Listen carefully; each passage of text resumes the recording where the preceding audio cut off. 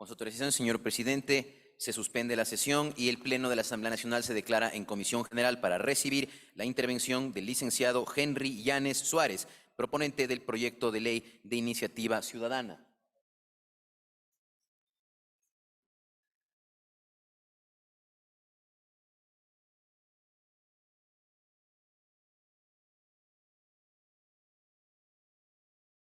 Se le recuerda al señor Henry Yanes que tiene el tiempo de 10 minutos.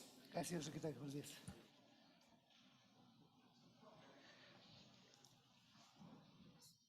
Señor presidente de la Asamblea Nacional, señora vicepresidenta, señoras y señores asambleístas, muchas gracias por recibirme en esta audiencia. Quiero decirles algunos criterios que han sido importantes para nosotros, ¿no? Primero, como le dije la vez pasada, esta es la primera vez que en Ecuador un grupo de ciudadanos nos hemos organizado para presentar una reforma a la Ley de Seguridad Social y a la Ley del Banco del IES. Es la primera vez, nunca se lo ha hecho en la historia republicana de este país, ¿no? Ese es un aspecto muy importante que hay que destacar. Lo segundo que fueron los jubilados, ¿no? Más de 500 brigadistas en el Ecuador nos organizamos para presentarle a la Asamblea Nacional el 19 de octubre del año 2022, 75.500 firmas de respaldo. Entonces, eso es un hecho muy importante, ¿no? La reforma tiene como propósito, como lo dijimos la vez pasada, tiene objetivos fundamentales, ¿no? El uno es cambiar la gobernanza del Consejo Directivo del IES y del Directorio del Banco. Ese es el un objetivo de la reforma. Y segundo, definir las líneas de acción para que el Estado pague la enorme deuda que tiene con el Seguro Social. Eso como segundo punto.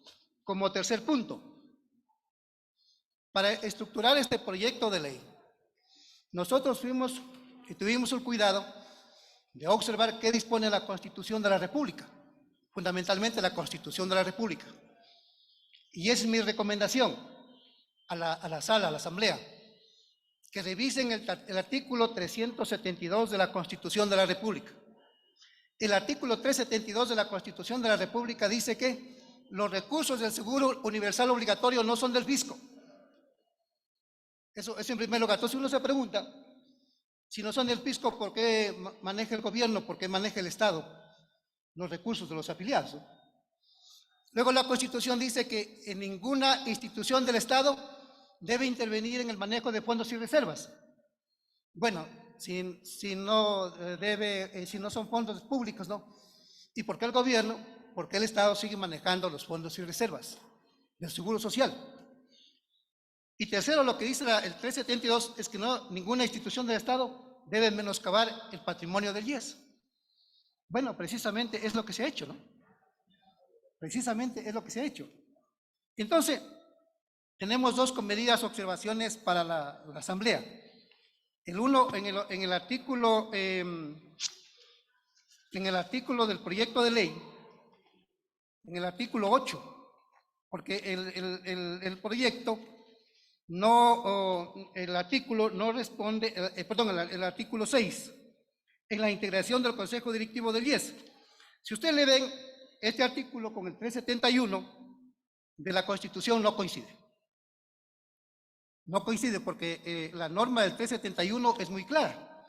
Ya. Y luego tampoco coincide con el 372. Miren ustedes, ¿no? ¿Qué dice el 371? De la Constitución de la República. Artículo 371. Porque nosotros lo que hemos partido de un trabajo de derecho comparado, hemos trabajado, como digo, estrictamente con lo que dispone la Constitución de la República, y aquí hay textos súper claros que uno no debe equivocarse. ¿Qué dice el 371? Las prestaciones de la Seguridad Social se financiarán con el aporte de las personas aseguradas con relación de dependencia. El único seguro que tiene relación de dependencia es el Seguro Social Obligatorio. Hay otros seguros especiales como el Seguro Social Campesino o el trabajo no remunerado en el hogar. Esa es una afiliación voluntaria para quienes son parte de estos dos seguros. Ese no es un seguro bajo relación de dependencia, esos seguros no tienen empleadores. Y entonces aquí dice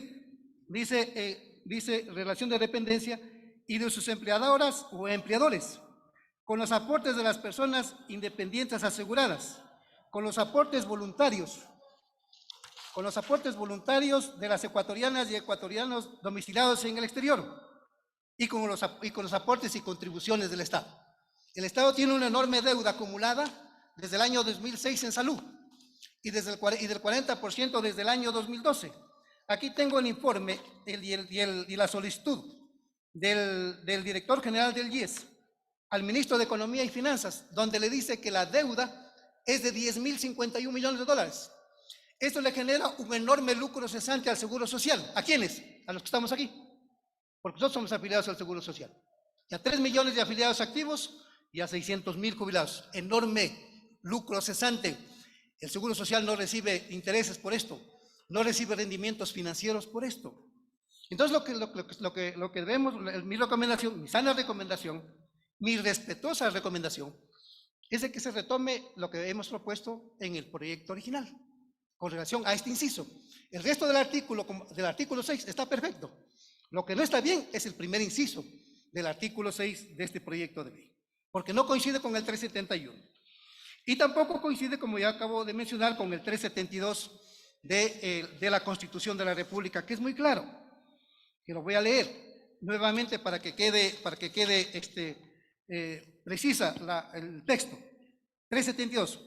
Los fondos y reservas del seguro universal obligatorio serán propios y distintos del fisco y servirán para cumplir de forma adecuada los fines de su creación y sus funciones. ¿Cuáles son sus funciones? La prestación de salud. ¿Cuál otra? La prestación de jubilación. No hay más. Y las otras que todos conocemos como préstamos quirobarvarios, prendarios, etcétera, etcétera. Y luego dice, y ninguna institución del Estado podrá intervenir o disponer de fondos y reservas, ni menoscabar su patrimonio. Cuando el Estado le debe 10.051 millones de dólares, vuelvo a repetir, le ha menoscabado el patrimonio del Seguro Social y esto va a seguir creciendo como una bola de nieve. Después nadie la podrá detener, pues. Se hace tan grande que después no se la podrá detener. Por eso es que nosotros, dentro de los objetivos de la reforma, hemos dicho de que el Estado fije líneas de pago para cumplir con esas obligaciones. Finalmente, señores asambleístas, en cuanto al texto del proyecto de ley, nosotros lo observamos al artículo 6, porque aquí en el artículo 6, mire lo que está incluido. Un texto que nosotros nunca se lo debatió, nunca se lo expuso en la comisión y solo apareció el día lunes de esta semana. Entiendo que hubo una observación para que se incluya el texto, pero no estamos de acuerdo porque contradice el 371 y el 372 de la Constitución. ¿Qué dice? El artículo 6, en el primer inciso, aquí se está nombrando, diciendo en detalle que quienes deben ser parte del directorio, y a mí me parece que esa está de más. Simplemente se debería decir los afiliados del Seguro Social, obligatorio, o lo que dice el artículo 371 en el primer inciso, y hay que obviar todo esto que está aquí. Es un texto innecesario. Y luego dice, cada uno de los miembros principales tendrá su respectivo alternario, no hay problema. Acá está el problema. El presidente del Consejo Directivo del IES será el representante de la función ejecutiva. O sea, le vamos a nombrar contradiciendo el artículo 372 de la Constitución de la República. O sea, nosotros mismos. No puede ser. Y este tipo de disposición también está en el proyecto de ley en el artículo 14 sobre el directorio del banco. El ministro de Economía y Finanzas va a seguir teniendo la voz cantante en el manejo de los recursos de los afiliados. La voz cantante. Mira lo que dice. Integración del directorio en el caso del banco. El directorio del banco del IES estará integrado por 5 miembros principales. Un representante de los afiliados, un representante de los jubilados, un representante de los empleadores. Los empleadores no tienen nada que ver aquí, porque la plata no es de los empleadores, la plata es de los afiliados, ¿no? El empleador tiene la obligación de aportar, pero no es parte de las prestaciones. No, el empleador dejó de ser dueño en la medida que a través de las empresas con roles de pago transfirió el dinero al Seguro Social. Hasta ahí es dueño, de ahí para adelante ya no es dueño. ¿Por qué le ponemos aquí? ¿Por qué le ponemos? Inclusive lo que está vigente ahora no está el empleador, pero ahora lo ponen al empleador. ¿Por qué? Y luego dice un representante de los jubilados, un representante de los empleadores, un representante, dice, del Ministerio de Economía y Finanzas y el presidente del Consejo Directivo del IES, o el ministro de Economía y Finanzas. Si el ministro de Economía y Finanzas es representación del gobierno y representación del Estado, es que le debe más de 10.000 millones de dólares. Y el artículo 29 de la Ley de Seguridad Social dice, quienes son morosos con el Seguro Social no deben integrar el Consejo Directivo del IES. Y aquí le estamos reconociendo, le estamos premiando a quien no paga la deuda para que esté en el directorio mandando nuestros recursos, tomando decisiones sobre nuestros recursos, sobre nuestros aportes. Entonces no puede ser.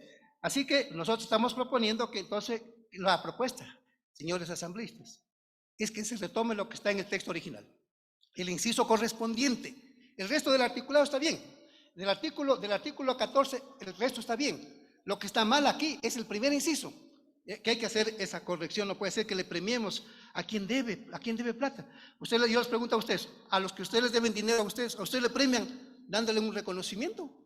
En el Ecuador sucede eso, en alguna parte del mundo sucede, ¿no? Entonces no podemos entrar en esa contradicción, más aún en esta legislatura. Yo he sido 2 veces parlamentario aquí y siempre he sido observador de la Constitución y la ley para legislar. Y lo que yo he podido aportar, nunca me he podido equivocar. He sido parlamentario en este país, 98, 2012 y después 2013. Y he sido muy observador de la Constitución y la ley.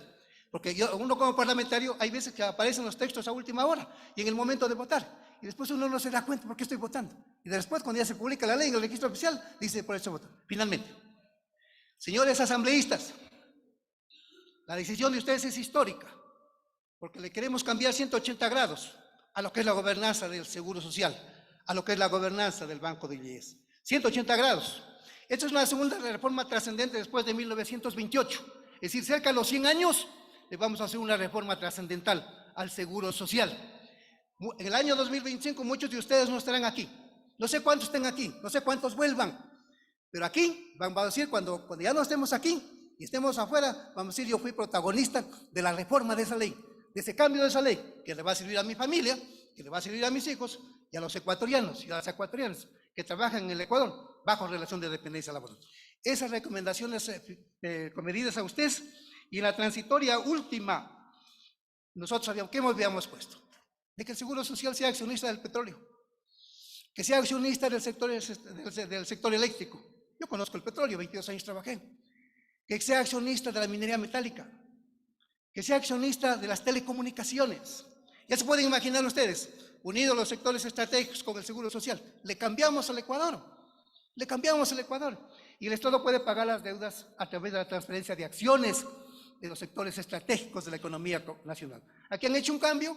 Lo que hay que ser cuidadosos allí, de que diga empresas públicas rentables. No vayan a transferir activos de TAME, no vayan a transferir activos de los correos electrónicos, de correos del Ecuador, no vayan a transferir acciones de ferrocarriles del Estado, no, pues, o sea, activos improductivos. Hay que completar la idea para que sean activos rentables, si acaso el Estado quiere pagar con acciones, ¿no? Y que mejor hacerlo de las áreas estratégicas de la economía nacional. Me voy a estar aquí. Y mis compañeras, mis compañeros, el Ecuador está pendiente de las redes sociales. Hoy lo estamos sintonizando. Vuelvo a repetir, ustedes tienen en sus manos una decisión histórica para cambiar la gobernanza del IES y del Banco del IES. Aquí tiene que determinar y primar la voluntad de la mayoría de las ecuatorianas y ecuatorianos que queremos un país ordenado, y hay que empezarlo por el Seguro Social. Muchas gracias, señores asambleístas, señor presidente. Muy amable.